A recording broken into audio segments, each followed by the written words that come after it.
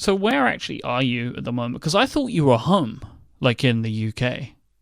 No, I'm not home in the UK yet. I'm only halfway on my trip back around the world. I was recently in Hawaii, and I am now back in North Carolina. And at some uncertain point, I will be returning back to London. But because I fly standby, I don't exactly know when I'm leaving yet. Flying directly from Hawaii, which is one time zone away from being the furthest away a place can be from London before it starts getting closer. Like doing a trip from that place directly back to London, I'm pretty sure my body would just give up and die. And so even when I just fly to the West Coast, I usually try to plan it that I come to North Carolina, do a slight adjustment with time zones, go to the West Coast or go to Hawaii, spend some time there, and then come back to North Carolina to try to do some adjustment again before returning to London. So I have to break up the trips because jet lag is always just rough on me. So I am still jet lagged now because I just got back from Hawaii a couple of days ago. And now this is the dreaded eastward journey in which you wake up terribly late and feel awful every day, and it's very hard. Anyway, that's a long answer to the fact that I am in North Carolina right now for some indeterminate amount of time. I don't think I was aware of like Hawaiian time or whatever the actual time zone is called. Yeah, it's like Hawaii, Alaska time zone. They're both on the same one. I didn't know that it existed. Yeah. And us trying to communicate during that time period. We had about half an hour a day where we could talk. Yeah. It's crazy. 10 hours is madness. Yeah, depending on the time of year, I think it's almost like 11 hours because, again, the UK and the US don't line up their time zones perfectly. So, yes, it is an awful time zone. And that is why you seem to not believe me that we might have difficulty coordinating recording a show when I was in Hawaii. Like, it's on the other side of the earth. Yeah. It's not a convenient time zone. No. It feels like having fallen off the earth when you're in Hawaii. If you even just you go on the internet and Twitter, it's just like tumbleweeds are rolling by because nobody's awake when you're awake. Or you go onto Reddit and all of the stories are very static. There isn't any motion of things going up and down because nobody's voting because it's just, you and the Australians and everybody else is asleep. So it even feels really like you're not on the planet Earth when you're there. It's very far away from everything. So during the time period of our interestingly scheduled shows recently, we now have stickers for Cortex available on the Relay FM store. Yes, we do. A lovely little square sticker of the Cortex artwork that you can buy. Mm-hmm. And I'll put a link in the show notes, but the easiest way, if you go to relay.fm/store, you'll see all of our shows there, and you can buy some stickers. And I have one stuck to my laptop, and I'm very happy with it. And I like to see that little brain when my computer's closed. Yeah, it looks great. If you want to stick Cortex stickers all over everything you own, you now have the ability to do that. As you should do. So I obviously follow CGP Grey on Twitter. Oh, yeah? That is something that I do. And whilst reading my tweets the other day, I saw a pretty horrific event occur to you, which was your home screen organization. Oh. Yes, so, Myke. Your favorite, Audible, they changed the color of their icon to orange, which then basically incurred too much orange on the home screen of your iPhone. Okay. Yeah, let's back up for a second because home screen organizing is a bit of a topic on the show, it seems like. People love it, much to my surprise. But yeah, so okay, with iOS 7, there has always been this problem of too many white icons.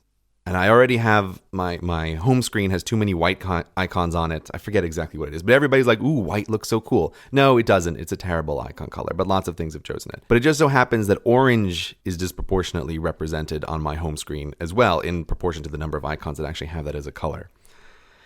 And I feel like my iPhone, the centralmost things on it are the ones that I used to have in the center of Overcast and Audible were right next to each other, and they were orange and white, and I tried to arrange everything else around those two in the middle.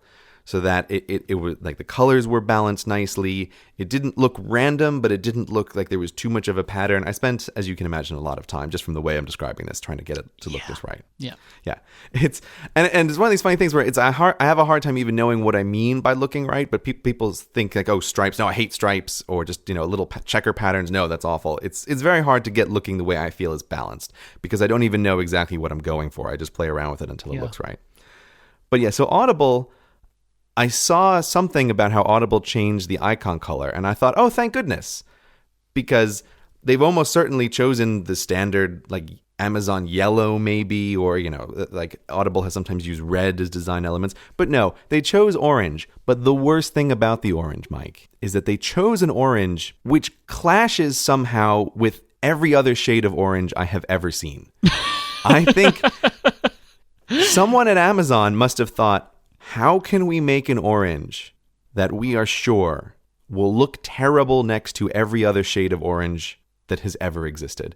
And if you look at that Audible icon next to the Overcast icon, which Overcast has a really great, if you're going to go orange, right, you go a bright orange. But the Audible orange is like it was dragged through the mud and then not properly cleaned after it occurred. So it's not a great looking icon. But now it also, like, it looks extra awful next to a vivid orange. And so I swear to God, since this happened a couple days ago, I just keep moving things around on my phone, and I can find no acceptable configuration of all of these icons. And I've been trying to think, okay, can I take things off my home screen? Like, can I just, I'm making aesthetic decisions about the colors of the icons. I'm like, okay, what can I do to try to put a buffer in here? But the big problem is I still want Audible and Overcast in the center. And it's like, no, this is now like two North Pole magnets. They can't be next to each other. They can't be diagonally next to each other. They need a buffer of one icon in between them somehow. And I'm going to say it's been genuinely upsetting because I'm frustrated and I cannot find a solution to this. So then you tweeted another picture, which was like maybe your current interim setup, which I quite like because if you look at both pictures side by side, and I'll include the tweets in the show notes so people can see them. Audible and Overcast used to be together, sitting next to each other. Now it's like they've had a bad breakup because they are now both on opposite ends. Only music and maps are like their buddies, and they have to stay in the middle, like to keep them apart. Yeah, but the problem with that, okay, so I put music and maps between Audible and Overcast, but I used to have such a nice, pleasing 3 audio things in a row, and now maps feels like it doesn't belong there. Hey guys. Exactly. It's disharmonious with that row. And also even looking at this, I just pulled it up on my screen. It's just, I look at it and this is just awful. Like I said, it's an unbalanced disaster. You have 2 diagonal orange icons next to each other, which sort of forms a pattern, but the pattern is asymmetric. It's just there's no good solution. I think what I have to do is try to figure out icons to remove or replace on this screen. It's just I'm very displeased because I've come to the conclusion that there is no good way to arrange all these icons. So I'm not happy. I like Audible, don't like their icon. So I may have a potential solution for you that came from listener Stephen. Mm-hmm. And do you remember we were talking a couple of weeks ago, maybe a few weeks ago now, about how we would both like to have audiobooks in Overcast for smart speed? Yes. Well, yes. Stephen has created a workflow with the Workflow app that we both use on iOS, where it can take audio files from your Dropbox account, so you could save audiobooks into a folder at Dropbox, and it can then take that file and add it to the service Huffduffer, which is kind of like Instapaper for audio. So then it would add this audiobook into your Huffduffer feed, which you could subscribe to in Overcast and listen to them that way. So it's a solution. I will definitely try this. The only thing I don't like about Huffduffer, and the reason I've never really used it, is because is it still this way that it's all public? You can't have like a private Huffduffer account? I feel like it might be public. I was just thinking it because I was like, if you're putting audiobooks, it could kind of be, it's like shady. You know, like, because it's like, now. Doesn't Huffduffer end up creating a public directory that you can search of everything that people put on there? And yeah, I'm not saying that I wouldn't do it. under a fake name subscribe to. Well, because you know what you could do? Like, one way that you could do it is you could put it in, so you could put it in the feed, download them to your into your app, into Overcast, and then delete them from your Huffduffer account. That's too much work. Well, it's just a solution. Or you could just leave them there, because whatever. Because Amazon made me do it with their icon, that's why. Exactly. That would hold up in court. Yeah, I'm sure it would. But Your Honor, look at the shade of orange. I had to commit. Objection. Yeah. I had to be committing copyright distribution felonies because this orange is just so ugly. I object to that orange. Yeah, I will definitely look into this. This is interesting. I've often wondered if there's a way to create like an RSS feed from a folder of Dropbox MP3s. Like, there are various reasons why I've wanted to do that, but for the time being, I'm definitely going to give this workflow by Stephen a try and see if it works for me, and if I can try to hide those audiobook files on Huffduffer. But if that works, I already know what I'll do. That will allow me to get rid of the Audible icon on that home page, and I will replace it with the settings screen, the settings icon, which is my next most frequent used thing, which is not out of a folder. So that's what will happen. Settings will go on there, and at least settings is gray, so I can put it almost anywhere. Oh, I'm liking this. If I can get rid of that Audible icon and still get audiobooks from Audible, I'll be very happy. Nice work, Stephen. Thank you. Junie Girl on Reddit she asked a question that I meant to ask you. About how many duplicate sets of recording gear you have around the world, because you're currently talking to me from North Carolina from equipment that was already in North Carolina. Yeah, I don't know why people find this interesting, but yeah, of course, I have a microphone here that I leave here. This seems unremarkable to me. Why? Like, because the thing that I have in front of me is I'm still using the Blue Yeti microphone, USB microphone, very convenient. And I have a big metal arm for it and a clamp for the desk, and a bunch of equipment underneath the desk so that I can connect it to my laptop. Why on earth would I pack all of this in a suitcase and move it all over the place? Yeah, but this is added on to the fact that you have this stuff at home and in your co-working space. Right, but the question there again is, why would I pack it into a suitcase and move it from my home to my office? It's a huge hassle. I don't think anybody disagrees with like the fact that it's there. Like, it's great, but I just don't think many people do this. Like, buy like multiple things and stash them in different places. It kind of reminds me a little bit of Batman. Like, when I used to watch the old Batman show. I like this comparison. Keep going. Yes. Do you remember the Adam West show? I don't know how much you like. Yeah, I saw some of the Adam West when I was a kid.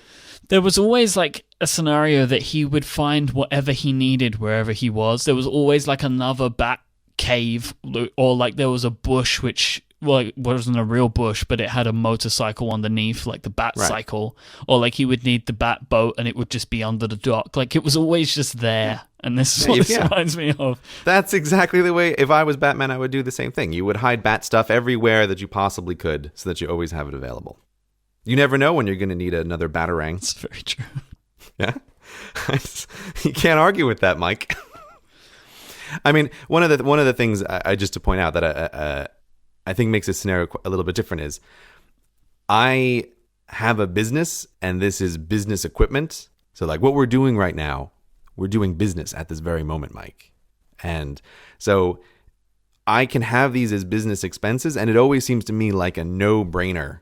If there's anything that can make the business easier, I will do that as a business expense just without thinking about it. But of course, no normal person is going to have redundant equipment for recording podcasts at their office and at their home and at their parents' home. But it is a different scenario when you do make a living, partially at least, making podcasts. So that's why I'm very comfortable having this stuff everywhere, so that I can do it at any time. And one of the big reasons that we didn't record it in Hawaii, in addition to the fact that the time zones were terrible, is I kept looking at this microphone and thinking, there's no way I'm going to pack that in my suitcase and bring it with me. No way. It's not going to happen. I have enough space for everything perfectly. This does not fit. It doesn't. Even if I had plenty of spare space, you know what I like better than bringing a microphone with me? A lighter suitcase. This episode of Cortex is brought to you by Warby Parker. Look, Glasses that you wear on your lovely face should not cost as much as an iPhone, but far too often they do. And this is where Warby Parker is here to help you out. Warby Parker's prescription glasses start at just $95, and that includes prescription lenses. And these aren't just ugly, cheap-looking designs at these prices either. Warby Parker believes that glasses should be viewed as a fashion accessory, just like a bag, a shoe, a necktie, a hat, or even that fancy smartwatch that you wear. They want you to look good in your glasses, and Warby Parker achieve just that. Their designs are super great looking, and if you're looking to wear something on your face all day, then they should look good on your face. It's simple. You're going to wear it all the time. You're going to be out in the world. You want glasses that are going to look great. As well as those fantastic frames that start at $95, they also have a titanium collection that starts at $145 that also include prescription lenses, of course. These feature premium Japanese titanium and French non-rocking screws. I didn't know what they were, and I googled them, and it looks really fancy. Non-rocking screws, everybody. That's the future.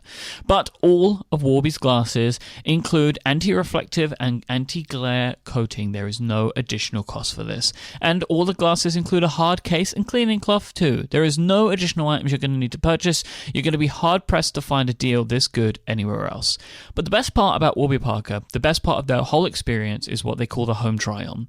This makes buying glasses online totally risk-free and super easy. You just go to Warby Parker, you sign up, and you go to their home try-on program. This allows you to order 5 pairs of glasses that will be shipped to you directly. They send you 5 frames. You can try them on in the comfort of your own home for 5 days, where you can get feedback from friends and family and colleagues, and they can tell you which ones they like. Then once you choose the ones you want, you send them back. This is all for free, of course, using the prepaid return shipping label with no obligation to purchase.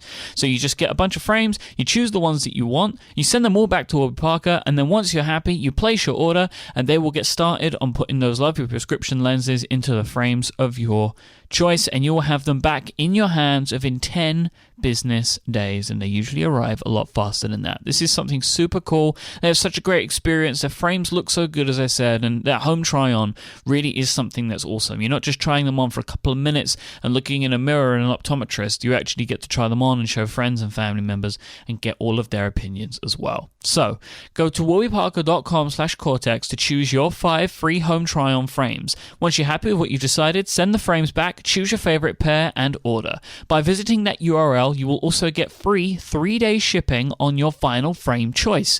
Warby Parker makes your experience completely risk-free and with free shipping all around. And also, you'll be contributing to a charitable cause, as for every pair of glasses sold, Warby Parker distributes a pair of glasses to someone in need. Thank you so much to Warby Parker for supporting this show. Go to warbyparker.com/Cortex.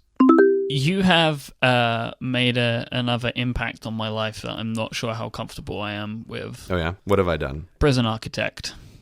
Oh, Prison Architect. You're playing that? I have started playing Prison Architect, yes.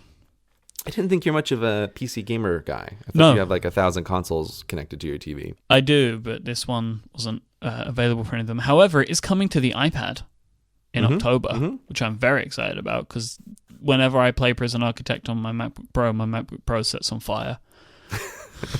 just immediately, it just catches on fire. It's really difficult. For the listeners, again, Prison Architect is a game where you are simulating constructing a prison, and I love these kind of simulation work games.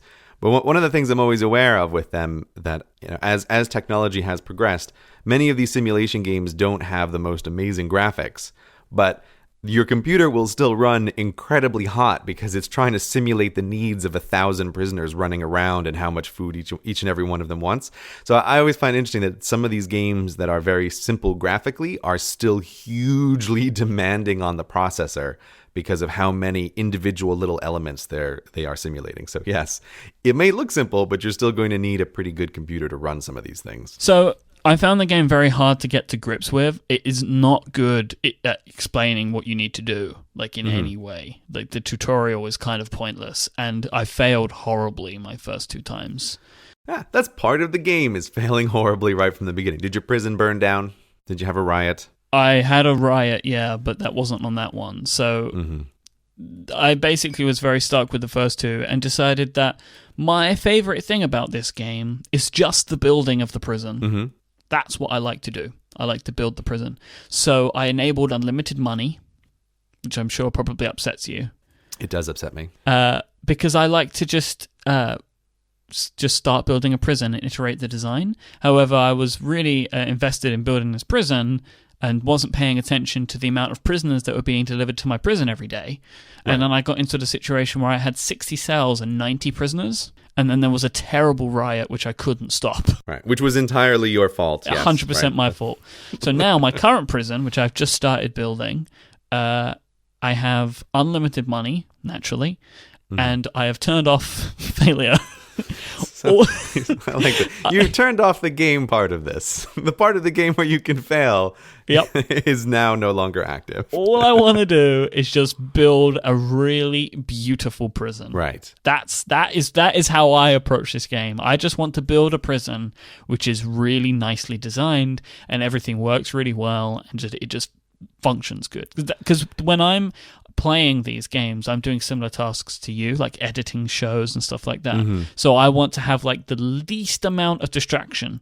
So basically it's just a case of me drawing like 100 cells, like, 2 blocks and then by 3 blocks, 2 blocks by 3 blocks, and just making all these individual prison cells. And I like doing all of that part. I hope to God you know about the clone stamping tool. You do know that, right? I have no idea what you're talking about.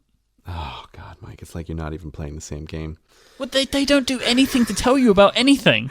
Okay, just to save you and any of the dear listeners out there who try Prison Architect, which, again, I highly recommend. I think it is a very well-designed game. One of the things you can research is a little blueprint so that you can draw a rectangle around a section of your prison that you wish to duplicate exactly somewhere else. Oh, okay. So this allows you to stamp down rows and rows of blocks of cells that each have 12 prisoners in them or whatever. That would have really helped me when I was having that riot. That would have saved you thousands of clicks, probably, from the way it sounds. The problem was, I realized I had 90 prisoners and then started to immediately build another wing of prison cells. It would have taken you forever. Whilst I was building them, everybody died. Right, yes. So that would have helped. But I don't know if I would use it, because I actually just like the mindless process of just building these things. It's fun. It's a fun game. But for me, it's just I just want to build stuff. That's what I like doing. The rest of the game, I'm not so interested in yet. Maybe once I build the perfect prison, I will then pay attention to everything else. Yes, maybe. Stop me if I've made this comparison before, but my wife always describes some of the ways that I play the games as the man version of knitting. That the way she looks at it is I want something to keep my hands busy, while you're sort of doing something else. And I think that is 100% on board. And the way you are playing Prison Architect, where you're like, ooh, I enjoy drawing the exact same identical cell over and over and over again, is like, man, that sounds even more like knitting than what I do. This is crazy. I was talking to Tiffany Arment yesterday, who you also have infected with Prison Architect. Yes, who I also have seen has caused riots that killed thousands of prisoners, yes. And she said to me, you should take up knitting. So there you go. I think there's something to this comparison. I really do. Maybe somebody should make a knitting game for Steam, and then we can play that. Yeah. Let's see that if there's knitting simulator. There's got to be. There has to be. Okay, there has to be a knitting simulator. Yep, there is a knitting game. Really? There really is? That's amazing. Yeah, but it's somebody has created it, and you have knitting needles that are connected to your computer. So you sit and do the action, and it knits on the computer. That's amazing. That is fantastic. What a world we live in, Myke. Knitting simulators. It is a world. Just while we're talking video games, I'll mention one other thing. I was telling my parents a little bit about the video game world when I'm here, because this is something that is just outside of their experience, and so we were having a bunch of conversations. But I was trying to convince them that Euro Truck Simulator was a real thing. Do you know Euro Truck Simulator? I have seen it and heard of it. I've never played it. The basic gist of Euro Truck Simulator is it is an exact simulation of long-haul trucking, in that the whole game is you driving a truck across the continent of Europe, delivering items. But when I say most people who've played video games are imagining like, oh, it's some top-down view and, you're avoiding obstacles. No. It's really a simulation of a road. It's like a flight simulator, except it's a truck on the road and you're just driving. And my parents were like, oh, no, that can't possibly be real. Nobody would do that. Nobody would sign up for virtual work in this way that isn't even remotely a game. It can't possibly be real. I showed them a Let's Play on YouTube of someone just silently driving the truck across Europe, and within 60 seconds they were sold. They go, "Ooh, I could play that. That looks really enjoyable. I wouldn't mind taking a drive across Europe." I just think gaming is it's a very funny thing in what captures what person's mind. It's all about like how your brain is built and what kind of things you react to. So I imagine there's someone out there who has just heard about the knitting simulator who is very excited, even though I could not imagine playing that game. I'm now watching a truck on YouTube driving through a forest. Look at that. What a world. Yeah, exactly. We live in so much luxury that we can simulate work as enjoyment. I want to talk to you about script writing a little bit today. Oh, now we're getting serious. This is your topic for today, script writing? Script writing. Okay. All of your videos, they are scripted, right? Completely scripted. That is correct. Because obviously this was a decision you had to make, right? I'm going to make these videos and then I'm going to make scripts and I'm going to read the scripts. That's the audio. Did you always know, like, the only way I can do this is if I script the videos? In some ways, the videos are an outgrowth of a lot of the time that I spent teaching. Because what I would do as a teacher was to create much more detailed PowerPoint presentations than most teachers would make, so that I could have an outline of the lesson that I was going through. And these presentations took a lot of time to make, but it was great because they were reusable. Because every time I saw a teacher on my teacher training course writing something by hand on the board, I thought, oh, what a waste of human effort. You're going to have to be writing that same sentence, twice a day, twice a week, every week for the rest of your teaching life. I'm not going to do that. It's just awful. So that's why I tended to make everything as PowerPoint presentations. And what I would do is I would go into empty classrooms somewhere in the school and walk through in real time what a lesson was going to be like. So I think, okay, so here's the introduction. Here's the part where I'm talking. The slide, some slide would come up and it would be my marker of, okay, here, worksheets go out here, or everybody takes notes here, or this is where the experiment starts. But everything was kind of directed by the slideshow as a marker to me, almost like I'm doing a presentation, except it's an unusual presentation because there are breaks when the students are doing things. But it was a very reusable but very practiced thing. Man, I really hope that somebody saw you through a window once and you're just like talking to no one. I know people saw me through the window. The other teachers thought that I was crazy for doing this. But my perspective has always been I am very happy to do what seems like a ridiculous amount of work up front if it's going to save me work on the back end.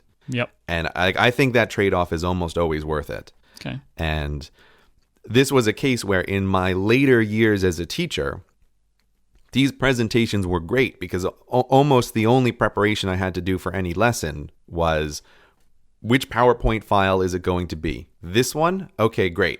And in that folder, if there was anything that needed to be printed out, those printouts were just in the folder with the presentation. And that was all I needed to just go.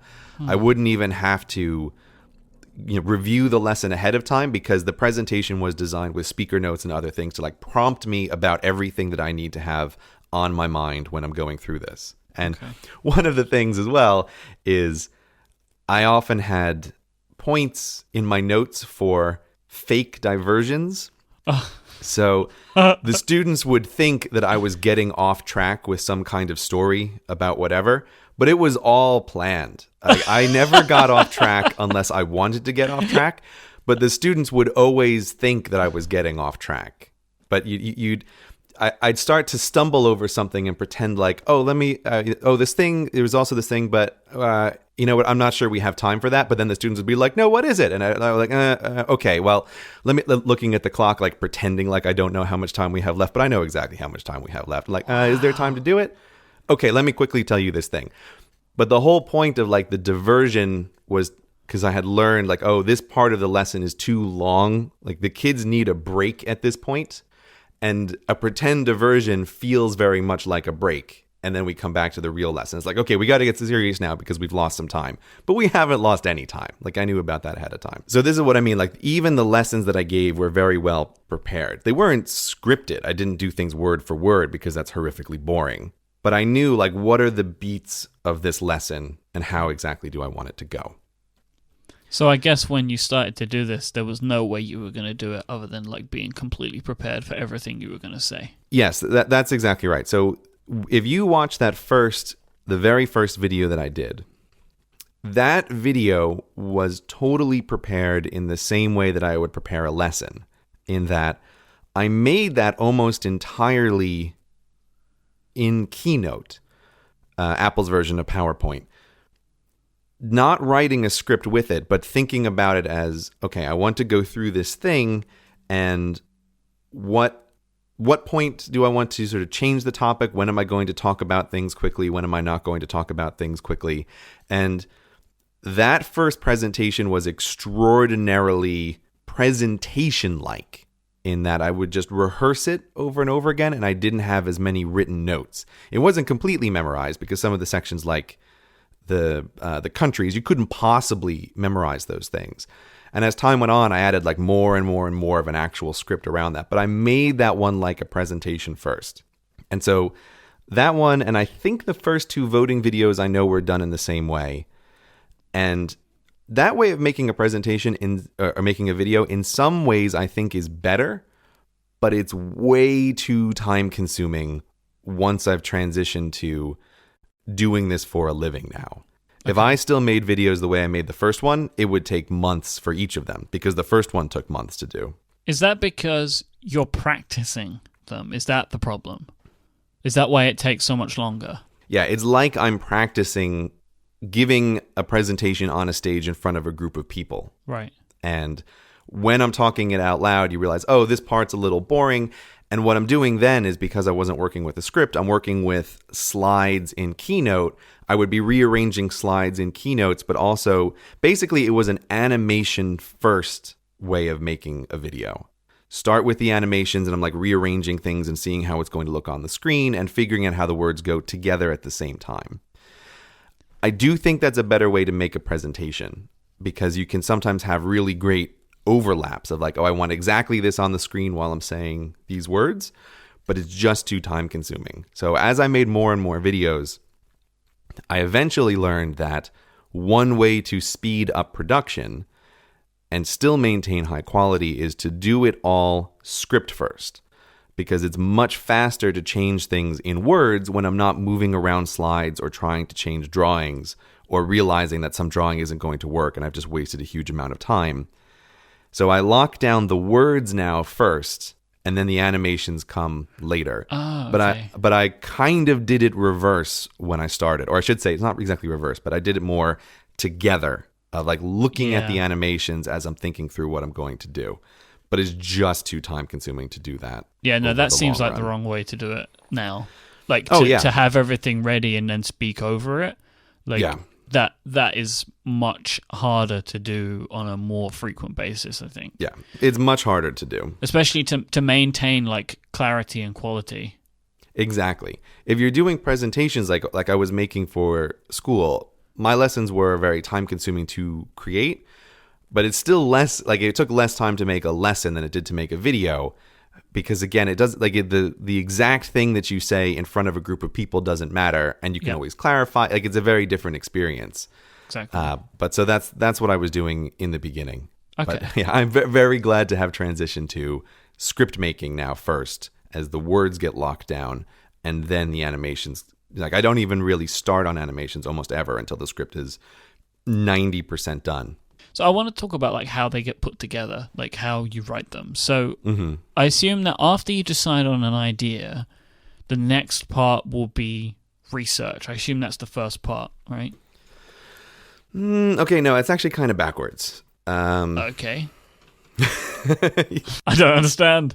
The very, very beginning of videos now is I have a lot of things that I feel are topics that I am interested in. And maybe some days these will become a video, maybe they won't. But there are topics that catch my attention, and I spend a lot of time acting as a kind of collector for a topic. And I think, this is an interesting piece of information. And at the moment, I'm using Evernote, which I have incredibly mixed feelings about. But Evernote is my tool where I have about 200 plus folders, each one that acts as a collecting point for a particular topic of interest. So if I'm reading something in a book, or I come across an article, or I hear something on a podcast, I have all of these buckets that I can just dump this thing into. And I say, this is related to this topic of interest, and I'm going to throw it in there.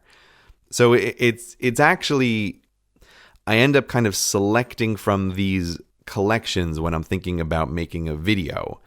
But the collection for me is really the starting point. That I don't know why, but for some reason, some topic is of interest to me, and I end up starting collecting things over a long period of time that are related to that topic. So when I'm working on an individual video, you can see that that's downstream of this process. I often look through what are my collections, and I'm like promoting something from the stage of a collection to being something that is much more actively worked on, as opposed to passively collecting information that I'm throwing into it. Does that make sense? Does that make any sense what I've just said? Yeah, I mean, I feel like that's like base research, right? It's just collection of materials, but I assume you then, after that period, go into heavy research, right? Yeah, so let me come back to the research thing in a second, because I just want to take a sidebar on Evernote. Yep. Evernote sidebar, go ahead. Yeah, that little sigh that you've just made, that's like my feeling about Evernote too. It's like, They haven't, I don't really feel like that they've advanced the product in any meaningful way in like 5 years. Every addition Evernote seems to make is like for a user that's not me. Well, I've often thought Evernote is a difficult program to make anyway. For the listeners who are unaware, Evernote, its express purpose is, I always describe it as to be a very organized pile of junk. So you can throw anything at it. It's fundamentally collecting like a whole bunch of just unrelated junk, but still trying to give you a very good way of sifting through that when you need to. They have good search tools, and they use OCR to read words in images and all kinds of stuff like that. Yeah, they do a lot of clever stuff to try to help make you able to find stuff when you need to, which is one reason that I use it. But I always think there are a few programs that are very high on this. I use them, but I don't like them spectrum.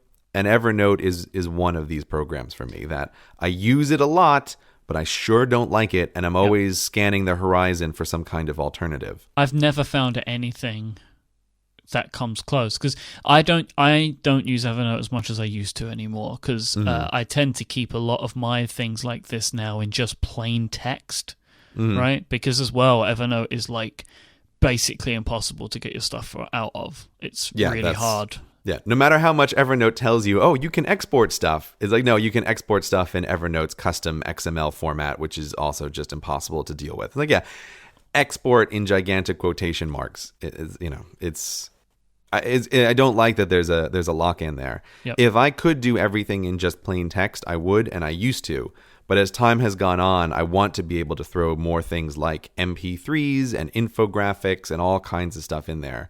So I need to be able to have many, many different media. Before we get lots of feedback, I have investigated all of the main players in this field. I was looking very hopefully at Microsoft OneNote, but that's also terrible for a bunch of reasons. So I'm aware of all the big players in this field, and I use Evernote because it does solve my problem the best. When I take a collection and I say, okay, I'm going to be more actively working on this particular topic, one of the things I do is try to pull out from Evernote and just go through all of that and say, okay, what of this is actually useful to me now? What am I actually going to need for the project that I'm working on? And go through all of that and like take out just the actionable stuff that I actually want. So I feel like my whole goal is to touch Evernote directly as little as possible.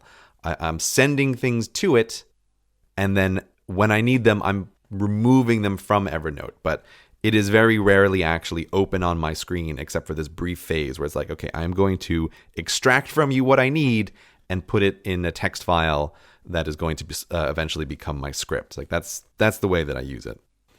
I love Evernote for traveling stuff. So I put all my travel documents and things in there, but that's pretty much the only thing I use it for now.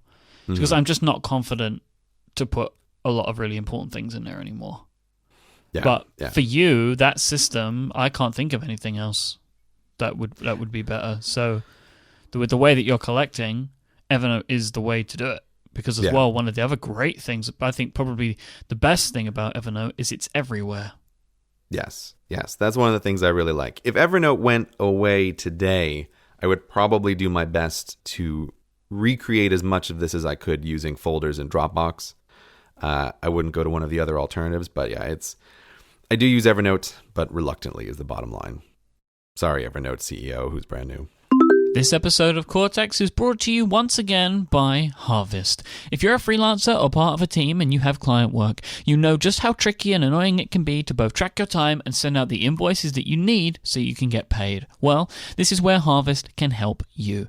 Harvest lets you track exactly how much time you're spending on your projects, and you can do this from the web, from your phone, your computer, or even your watch. Harvest's great time tracking is available for you no matter where you get your work done or no matter where it pops into your mind that you need to be tracking that time or sending that invoice.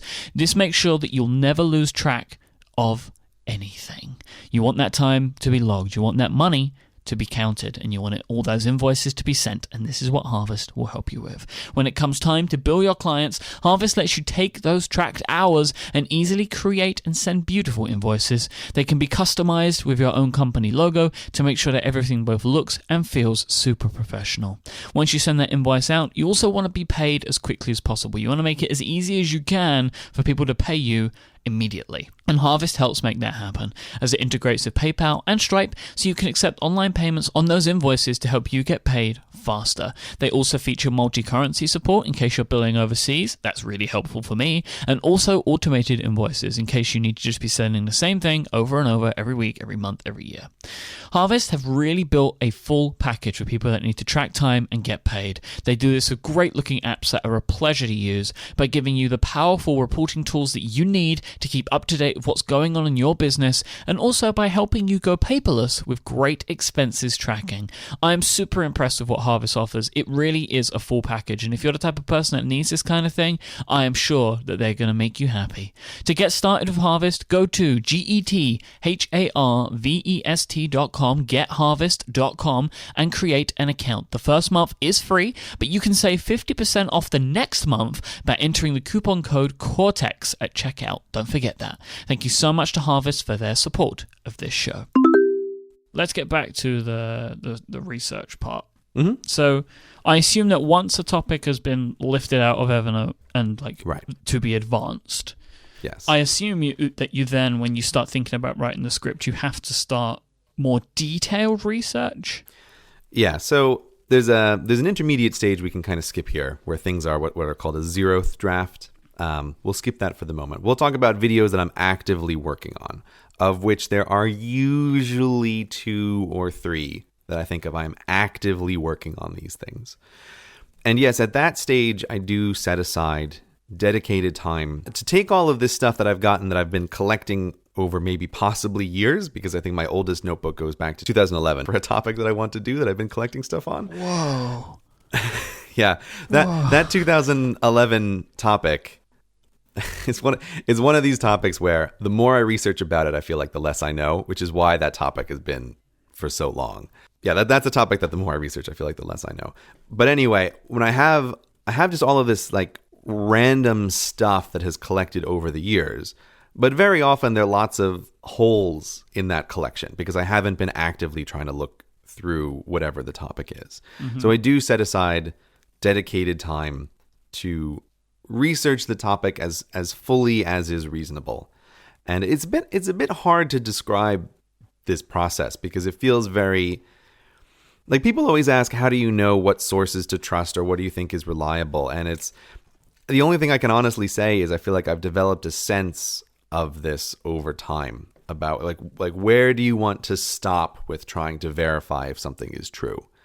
Or I'll give an example of one of the things that happens when you're looking at a big collection of articles and book segments and maybe podcasts on a topic is I sometimes come across little stories that in my mind I always think of as too cute, right? Or too perfect. That whatever a topic is, there's some very commonly told story about it that just like it fits the narrative like a little bit too well, or the story is just a little bit too perfect about maybe a historical incident or about how something works. And I feel like my brain has developed these red flags for these stories that are repeated over and over again, but they just don't sound right to me. It doesn't mean that they can't be true, but they just don't sound right. And the classic example I normally use is the naming of Uranus, the planet. There's like this story about how it was originally called King George that was repeated enormously in many different places, but it was just like too cute of a story. And that's why I ended up researching that one and trying to find out, like, is there any documented evidence of Uranus ever being called King George? And the answer is not really. Like, no, there's this related thing about it being called the Yorgum Citus, which kind of means King George in Latin, maybe? I don't know. But like the King George story was just too cute. And so I felt like I wanted to research it. But I can't describe like an algorithm for this part of the script I feel like is really solid and this part isn't.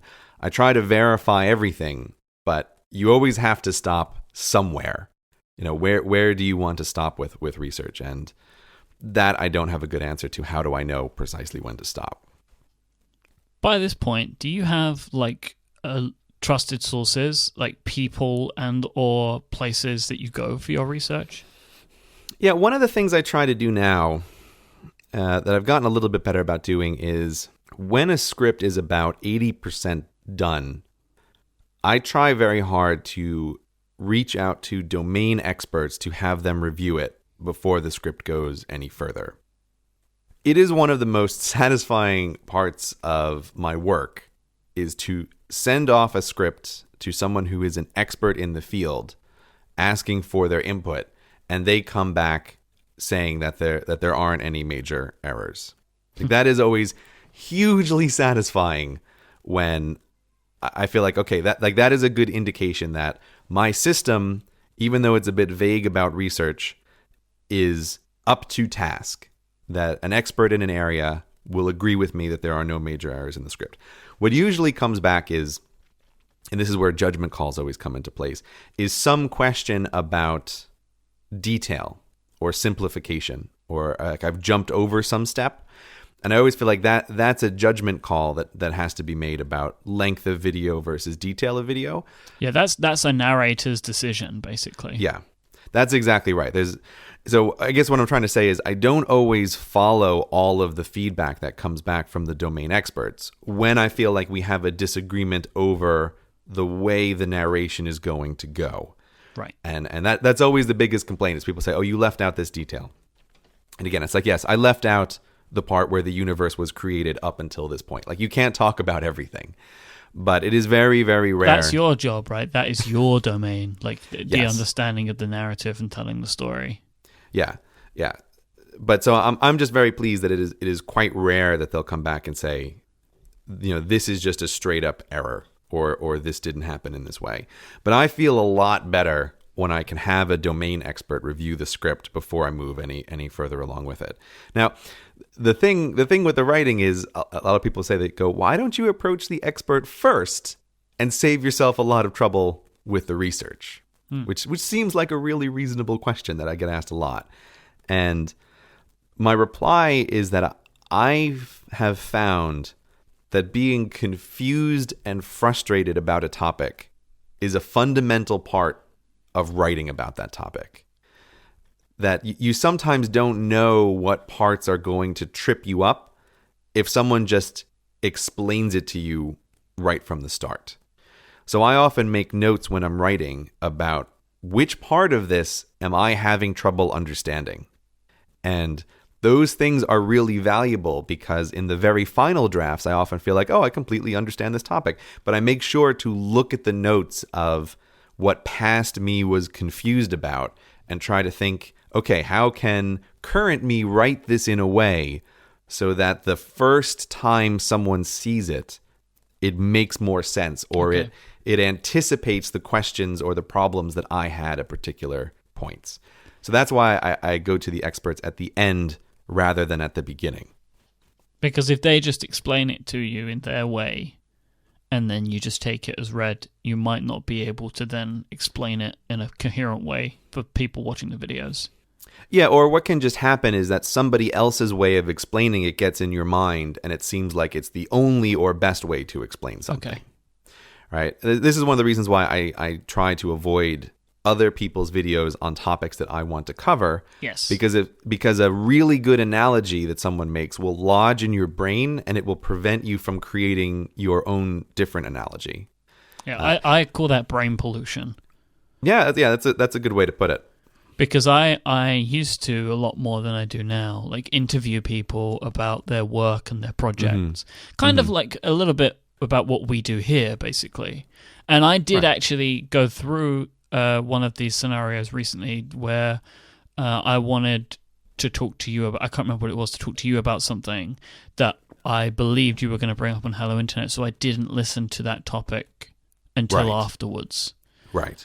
Because if I hear maybe Brady ask you a question or you explain something in a certain way, then it will pollute the way that I would ask that question. And I don't like to do that, because even if I ask you the same question, I might come to a different sub-question or conclusion. Yeah. And I just like to trust my own opinion in that rather than having it like spoiled by any other scenario. And I used to do this when I used to interview people weekly. So this is for Inquisitive back in the day, right? Exactly. So some people would be doing things, and so they would be on a bunch of podcasts talking about a big thing that they were doing. Right. People are making the rounds. Exactly. Like, you know, the old, like on late night TV or something. Right. So I would never listen to those until I was done with my questioning. So, because it just made the most sense to me. You mentioned about working on a couple of scripts at one time. Mm-hmm. How do you keep them like separated in your brain so they don't cross over? Like, how do you decide which ones to put your time into at a certain period? I don't feel like I have any problems with cross-pollination or confusion or overlap. It seems very natural that I can keep them separate. I don't feel like there's a collision if I'm working on two scripts at once. And I actually find that it is the exact opposite, that when I'm writing, I almost always will be working on more than one script in a day. That I'll work on, I'll go through one draft of a script, and then I'll take a little break. Like I'm out in London, this is where I'll get up, I'll go for a walk for 20 minutes and switch to a different location. And then when I get to another place, I'll sit down, and then I won't be able to work on the thing that I've just worked on. It's much easier to then switch to maybe, you know, what's going to be the second video in the future and work on a draft through that. I have done this since I was a kid in school, that I was always aware of there's some limit of how much I can work on, say, you know, like a dumb essay for English class in a day. That there's no way for me to work on it more to make it any better after a certain number of time every day. And so I was aware that if I needed to have something be good, I had to very much track how many days are between now and the target. Because, you know, 8 hour-and-a-half long sessions over 8 days is way better than working 15 hours in a row the day before. Like, I won't produce anything remotely as good. And I think it's probably related to sleeping between those times, is my guess. That there's something about sleeping and then waking up and working on it anew that is what allows me to make improvements to the script that I'm working on. At least that has been my experience. So that's why if I want to increase the rate of production of videos, well, the limit is how much time is spent on a script in a day, so I can work very easily on multiple scripts in a day without feeling like there's any collision, as opposed to saying like, oh, I did my one draft of my one script today, close up shop, right? Then, you know, then it would be forever before I produced videos if that was the case. Okay, because it's just interesting to me, like, do you not get Do you not need like specific motivation to work on one script over another? Like, how do you choose which one you're going to work on? Is that like regimented? Like, I'm going to work for 4 hours on this one, like 2 hours on this one? I think in terms of drafts is the way I always think. And in the beginning of a project, drafts are much longer because usually after the collection, pulling things out of Evernote phase, I have a text file that's usually maybe 5 to 10,000 words long. That's like the starting point for what's eventually going to become a video. And just for comparison, I'm usually aiming for 1,000 words in the final script. So I want to cut it down by a fifth or by a tenth, depending on how much I've started with. So going through 10,000 words to complete a full draft the very first time I do it, that can take most of a morning. In no small part because it's just like random gibberish and sentences and half thought out thoughts. So it's like it takes a long time to go through it once the first time. But every subsequent draft takes a little bit of less time. So this is how things progress. But yeah, I very much think in terms of drafts as opposed to raw hours. I mean, there is a bit of a collision here because I have found that after about an hour and a half, I usually need some kind of break if I'm doing this sort of work. But if I'm taking like a brand new 10,000 word thing that I'm trying to do the first draft of, I will take a little bit of a break and then go back to it because I really want to get through one draft of that video in that day. So that might take longer. But if I happen to be in a situation where I have 2 scripts or 3 scripts that are relatively close to being finished, I can do 3 drafts in a morning because it's much, much faster the closer the draft gets to being finished because I'm making increasingly minor changes as time goes on. So you kind of treat a draft as a unit of time which fluctuates. It's just a thing. It is the item that needs to be completed is the draft. Yeah, I think of like a draft a day is what needs to happen on the scripts that I am currently working on. But a draft may greatly vary in the amount of time that it actually takes, depending on how close to finished it is. So this is also why it's kind of easier for me to juggle things, because I'm very likely to have one video that is very close to being finished script-wise, and so I can go through that script very fast, and then I have a bunch of time still left over in the morning where I can work on writing, and so I'll bump back to something that's much less finished and try to work through that. Because again, it's like I need these days between drafts, otherwise the drafts don't seem to progress. They don't seem to get better if I try to do 2 or 3 drafts in a single day.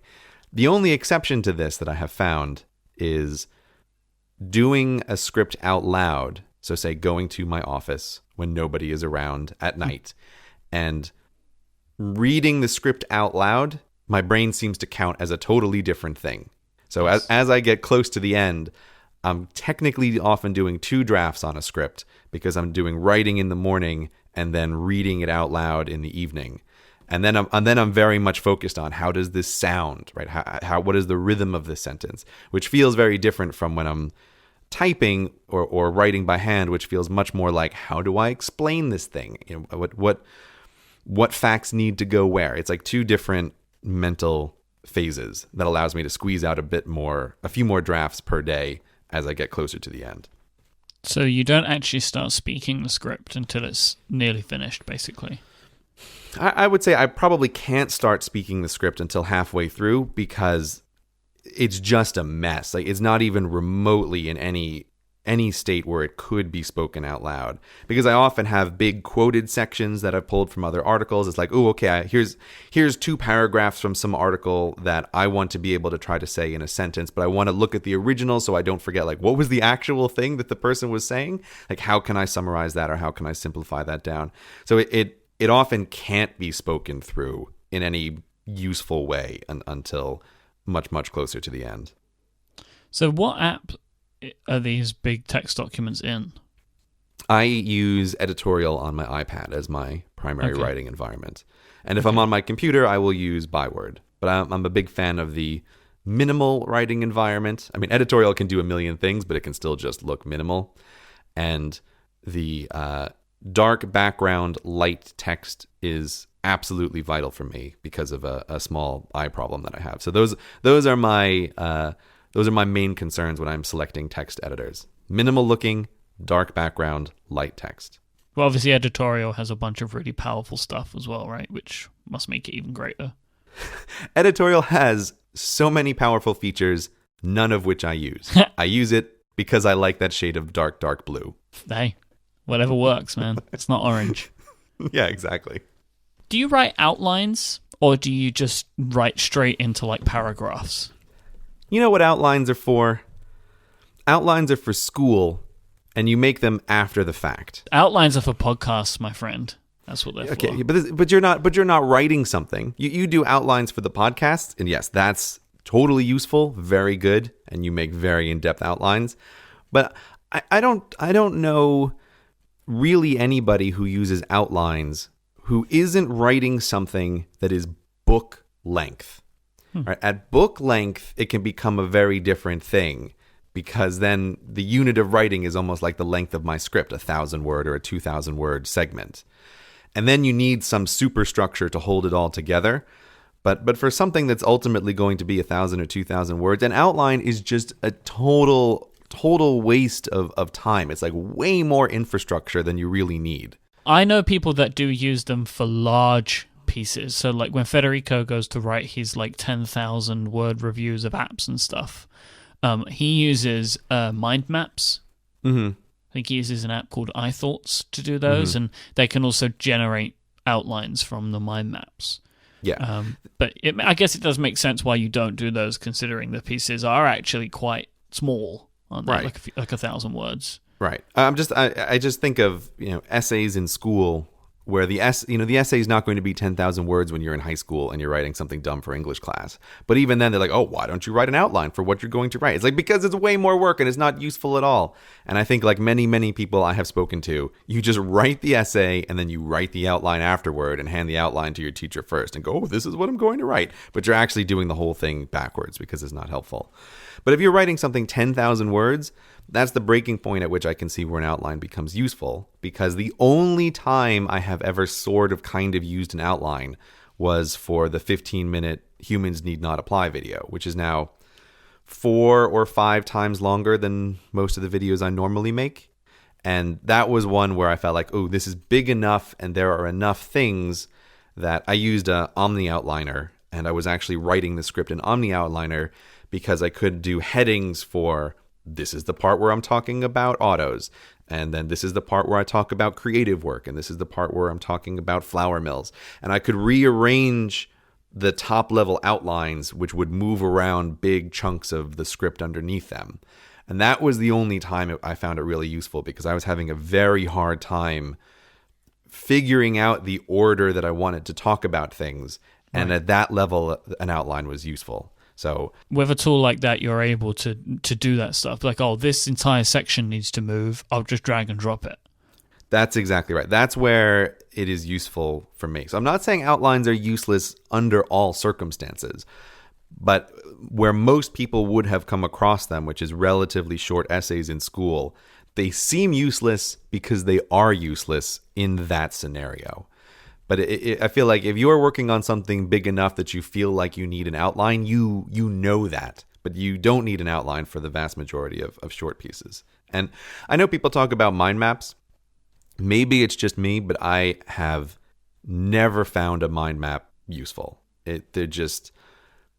I have tried many times. I tried with Humans Same. Need Not Apply. I've tried with another big project that I'm working on. And it's like the mind map, it's just useless. If I'm going, I have another big project that I'm kind of working on that I have sort of an outline for, and I tried doing it with mind maps, and it's just like nothing. I derive no value from this. I'd much rather have an outline if I'm going to be doing this kind of thing. Mind mapping is one of those things that I look at and be like, I would like to do that. I think that would be really good. That looks useful. And then I start doing it, and I'm like, why am I doing this? Why don't I just write an outline? Like my brain doesn't seem to click into why it needs to be bubbles like this, like just write an outline. But I know that there are people that get a lot of value out of it, and it must just be a different way that brains are wired, I guess. I completely agree with you. I have that same experience, which is why I find myself every few years going back to mind map. Let me try mind mapping out my next video. And it's like, why am I doing this? Oh, right, because I think the final product looks nice and it looks like something I should be doing, but I get nothing out of it. But of course, the funny thing is I'm also perfectly aware that to a computer, an outline and a mind map are the exact same XML structure behind the scenes. Like they are so fundamentally the same thing. It's just the visual representation of them that's different. But really, a mind map and an outline are nearly identical in function. So I think it is the same thing like you're saying. It's just a question of something in your brain is wired one way or the other to like indented stuff or random bubbles all over the place. It's like my girlfriend works in advertising and she's what's called a planner. So like she comes up with the ideas and like the thinking behind what would eventually become an ad campaign, right? So like what is the need of the customer, that kind of thing. And she uses massive A3 pads of paper and does mind maps on them. And they're so beautiful. And like she uses all colors and it just looks like a brain's work, you know? Right. And she obviously derives a lot of value out of them, but I look at them and I'm like, these look so awesome, but I just can't wrap my head around why I would do it myself over just writing a list. Yeah, it's interesting. Yeah, like I've said before, it's just I can do them. I have made big mind maps, but at the end of it, it's just I derive no value from this. It's just something about it seems like a total waste of time, and I end up just recreating the whole thing as an outline anyway. Our final sponsor for this week's episode of Cortex is Igloo, the intranet you'll actually like.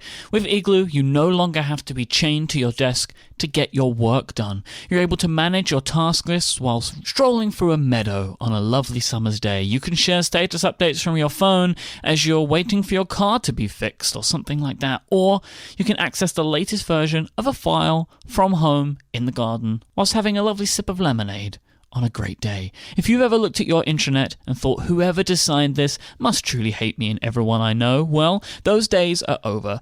Igloo allows you to make your intranet feel like a place that you actually want to be and a place that you can actually feel productive in. It's surprisingly configurable. You can completely rebrand it to give it the look and feel of your company, and thanks to group spaces and role-based access permissions, with their easy drag and drop widget editor, you can reorganize the whole platform to fit exactly how your teams work, and each individual will be able to access the things that are important to them, and it's all going to look the way that they need. Different teams, different departments are going to need different functionality, like maybe one team needs collaboration stuff, the other team needs the microblog functionality. You can just add and switch and turn off and turn on what you need where you want. With our mobile lives these days, people are increasingly bringing in their own apps into companies, and sensitive documents are getting scattered across different platforms like Box, Google Drive, and Dropbox. Well, with Igloo, you can integrate all of those apps and services into one easy-to-secure platform. This means that your company's documents are not going to get spread out to places that they shouldn't be. If you know terms like 256-bit encryption, single sign-on, and Active Directory integrations, then you'll know just how safe and secure Igloo is. And also with Igloo, you can share your files with your coworkers for you all to collaborate on with their own document preview system. You can also track who has read them with read receipts. This can be super useful for making sure that critical information has been seen by everyone in your department, keeping everyone on the same page. It is time to break away from the intranet you hate. Go and sign up for Igloo right now, and you can try it out for free for any team of up to 10 people for as long as you want. Sign up right now at igloosoftware.com/Cortex, and this will also really help support this show. Thank you so much to Igloo for their support of Cortex and all of Relay FM. How far can you go down the process of writing a script before you can throw it out? Like, how far can you go? You know this makes me sad, Myke. The answer is very far. I get very far sometimes with scripts and trash them, which is probably the biggest reason why my schedule with uploading videos is so random. Because I mean, I've gotten better at finding things out in the research phase and killing videos early. Like that is definitely something I have gotten better at over time. But there's still this thing that can happen with scripts that I'm working on where I get to a very late stage and they die a death of boredom, where I look at the script that I have written and think it is about as good as it can fundamentally be, but when I speak it out loud, it just has no life to it for some reason. It's just boring, and it's very hard to say why a thing is boring. Like, what makes this different from a script that you think is interesting? It's not you can't really point to stuff, but that when that happens, I feel like I'm not going to animate this thing and put it up. That just seems boring, and so that is usually the killer of a video. The latest that can ever possibly happen is death by boredom. It doesn't happen too often, but when it does, it is depressing because it usually means there's a huge amount of work that has already gone into the thing, and for some reason it's like, oh, it's dead, Jim. It's not going anywhere. This thing is just lifeless. Is it only you that judges the death by boredom? Well, if you're asking, do I show it to other people and get their assessment on it, the answer is no. I've never shown death by boredom scripts to other people, but I feel like I have a very good sense of it, and I know that it isn't interesting. I don't know why, but that is my feeling about it. I do sometimes show scripts to people for other reasons, for feedback, but the death by boredom thing just feels very final. And I always want to be clear about this. I'm not saying that I am bored with the topic. That's a very different feeling that can happen sometimes. And I know the difference between I feel bored with this topic and I just push through it, where it's like, okay, I'm just going to finish this thing and I'll be done, send it off into the world, and I never have to think about it again because I have gotten bored with this topic because it's taken too long to produce it. Yep. But the death by boredom is just like the script is lifeless, and I can recognize that. If there's any, like, my skill is really in iterating scripts and making them better and better, and part of that is being able to recognize what is not good. And I'm looking at the final product and saying, the result of all of my iterations have not made this good enough. It's just lifeless. So that's the end of it. And I feel like I don't need a second opinion on that because it is irrelevant. Are they like dead, completely dead, like dead as a parrot kind of dead, or you can't return them, or are they like put into, like, is that called cryostasis when you freeze something? Yeah, I have a big folder that is called Dead Projects that has a bunch of topics in there. And I end up, when that kind of thing happens, I do my best to like collect everything that I have about the topic and archive it away in a folder, because I like to have it there just in case for some reason it's going to be resurrected in the future, or if the research on that video is useful for another video. But to date, I've never gone back into that folder and completely resurrected something that I thought died from death of boredom. But I have taken parts of research from other videos and used them in future things, which is why I don't just delete it and get rid of it and never see it again. It goes into a special folder for these kinds of projects to separate them from the folder that contains all of my successfully completed projects, which is a much happier folder. I like that you keep them in a little folder, you know. Do you like that, Myke? It's like, yeah! Every time you drop it in there should be a little sound effect, like a little ding or something. Yeah. There's not many items in that folder. I mean, it's funny to think my YouTube career has spanned over several years now, but my total number of videos is not an enormous number. But yes, I do have a special folder for all of them. Do you actually enjoy writing? Because I hate it, right?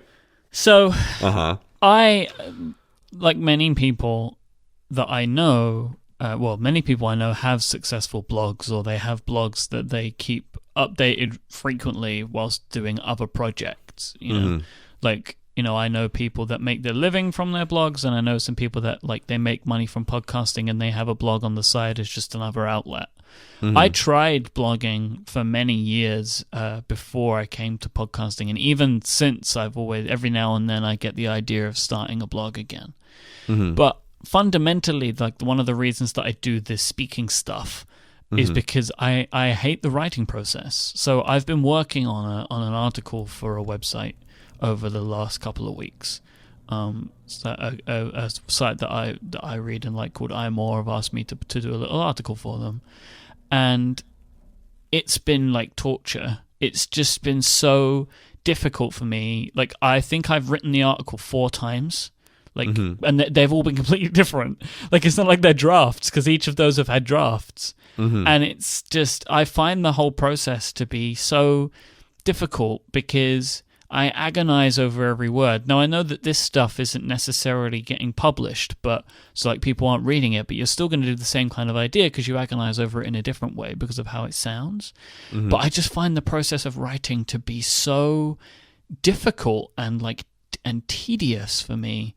Every time I try and do it, like every now and then I get like a great idea for something, and I'll write something and it goes really well, but they're the only times that it ever goes really well. It's like I have this real clear idea, and I just couldn't imagine writing things on a very frequent basis.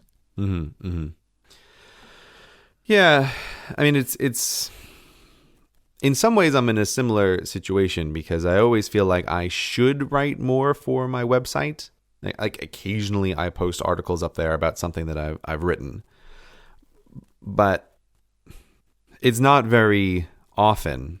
And I have a bunch of spreadsheets that tell me the return on investment is terrible, right? Because if I publish something on my website, it can take almost, not quite, but almost as much time as writing a script for a video, but it earns me nothing, no money, right? Nothing, right? Not, just $0, because I don't have Google Ads on my website. I don't have at this time any sponsors on the website.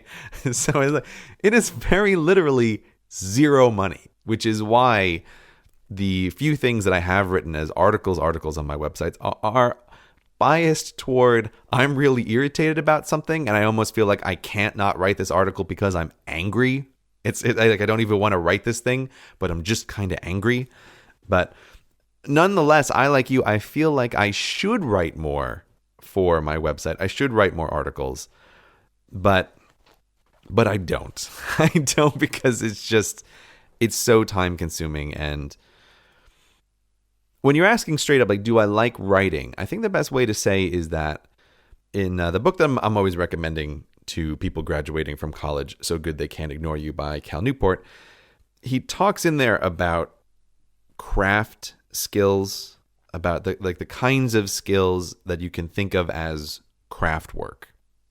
And I think in my life, writing falls into that category because it feels when I'm working on a script that this is very, very different kind of work from anything else that I do. It just feels different from even something like the animating, which is also creative work in a way where I have to come up with what's going to be on the screen. But the writing feels like something that, with practice, over time, I have gotten better at in various ways. And it's not enjoyable, but there is a certain kind of satisfaction that comes from doing it. And maybe the closest comparison that I can make is going to the gym. I know people who enjoy going to the gym, and those are lucky, crazy people. Yeah. But for me, I do not enjoy going to the gym. I do not find it a pleasurable experience when I'm there. But there's a certain satisfaction in the progress that you can make with lifting weights, seeing the little line go up, or like, being able to put the next heavier weight on the bar. There's a kind of satisfaction in that is different from lots of other things in life.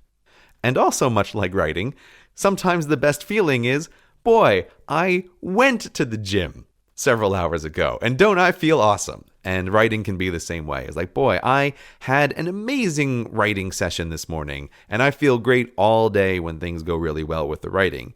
Even though in the moment, it's not like, oh boy, isn't this absolutely an amazing experience?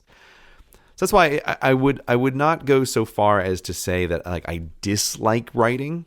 It's just, it feels like it falls into a very, very different category in my life that is not like any other kind of work that I do. There is a satisfaction in it, and there's a kind of improvement in it. Seeing a script go from just nonsense into a thing that is finished and then eventually part of a video that, hundreds of thousands or maybe millions of people see. There's a satisfaction in that, but I wouldn't for fun sit down and write. That would not be my experience. And I have to say, I got a lot of relief I read a bunch of books about writing, and from real authors, people who write books, which is just a Mount Everest of a task I can't ever imagine doing. But the consensus seems to be from professional writers a similar story of, boy, they sure like having written. They're not so sure they like ever actually the moment of writing. One final thing that just relates to that is one of my favorite books on writing is Stephen King's On Writing, and I really recommend that. The book is much more enjoyable if you have read a lot of Stephen King's work, but I still think there's value to be derived from it, even if you haven't. But in that book, he talks about there are 4 different levels of writers. You have terrible writers, which is the vast majority of the population. You have the exceptional individual writers, people like Hunter S. Thompson, who are just singular writers. And then in the middle, you have 2 categories, which are competent writers and good writers. And Stephen King's opinion is that you can't do anything about the extremes. Someone who's just a terrible writer, there's very little you can do to even turn them into a competent writer. And then someone like Hunter S. Thompson, not to say that his writing wasn't work, but he's almost born the way that he is. Like, he's just so different and so natural. That's just his skill innately. But that in the middle, you have these 2 categories, and that you can take someone who is a competent writer, and if they're willing to put in enough time and practice with it, they can become a good writer. And I really feel like this has been my path over the past several years, is someone who was a competent writer who, through repeated practice and through this constant iteration on a script, is able to take competent writing and turn it into something that is good, right? Something that is a script that is enjoyable for people to hear spoken aloud. And so I really think that there is something to that description, that with enough practice, competent writers can turn into good writers, and that's part of the satisfaction of the job. Going back to your gym thing, yeah, it is kind of like a muscle. Yeah, in some sense, I think it is. It's a little bit frustrating because, unlike a muscle, if you start to bench press a certain amount of weight, you can be pretty confident that the next time you go into the gym, you'll also be able to bench press that amount of weight, or maybe more. But with writing, there's always this roll of the dice that does happen to everybody who ever does this, of just crap days. It would be like if you went to the gym and you roll the dice, and if you roll snake eyes, you're not going to be able to lift the bar, even though the day before you lifted 150 pounds. That's what writing can be frustrating like, is it has a much more jagged upward curve that you can still just have terrible, terrible days, even if you've been doing it for a long time. Whereas the gym is a much smoother line as long as you can keep going. But writing is not quite the same. So to round out today, I have a couple of Ask Gray questions. Okay. Which are semi-related, because you mentioned earlier on that your iPad is your primary working device, is your primary writing device. And I have a couple of questions about kind of iPad paraphernalia, basically. Daniel wanted to know if you use any kind of cover on your iPad. Yeah, I just use the regular smart cover that Apple makes. I like that too. I've always used the smart covers. I said this recently, like, I feel like the smart cover is basically part of the iPad, like they are together. Yeah, it's pretty good. Although I will say, with the iPad Air 2, I'm aware that iPad is so light that the cover is now becoming a non-trivial amount of the total weight. And so I often find that I will take off the cover of the iPad Air 2 in a way that I never do with any of my other iPads. Because it just makes it feel very different if you're holding it in the hands, just because it's so crazy light. So I almost be like, boy, I hope with the next round of smart covers that Apple's actually looking into making their covers thinner and lighter, much more than making the devices thinner and lighter. And Carlos wanted to know what iPad keyboard you use. I have a couple from Logitech that I can never quite decide which ones I like better. I'll have to, I don't know the brand names off the top of my head. I'll have to send them to you for the show notes. But Logitech makes 2 iPad keyboards, both of which I like. One of which is, I think Federico Viticci uses the same one. It's one that has like a blue cover that comes with it. It's relatively old as far as Logitech goes. And the other one has like a light up keyboard, which is very nice. But I can never quite decide which of those 2 I like better. So I tend to leave the lighter one in my go bag with my on the go iPad, and the heavier one is like in my office with my other iPad. But I like both of them. It's very hard to find a good keyboard for the iPad, but I think Logitech makes pretty good ones. So next time we talk, will you be in London? Maybe? This show is just so frequent, Myke. It feels like, do we have to record tomorrow? We're always doing the show from my perspective. Even though I've just had a week off, it feels like, God, I could use another week off. Cortex is always happening somewhere. It does feel like Cortex is always happening. I'm still just so thrown with my whole schedule. I feel like I have to record. Listen, before we record the next Cortex, I have to record the next Hello Internet. I don't know when that's going to happen. Soon, hopefully. I think I should be in London, which means you will now have something like 4 podcasts in a row on which I am very jet lagged. So your timing for this 10-episode run was terrible. Hey. It was over a huge vacation. This didn't just happen to you, okay? Like, we agreed on this. I feel like it did just happen. We did agree, but it was terrible timing. I'm still going to take the opinion that this feels like it just happened to me. Okay. I'm just minding my own business, and Myke Hurley bullied me into a podcast. That's my story, and that's what I'm sticking with.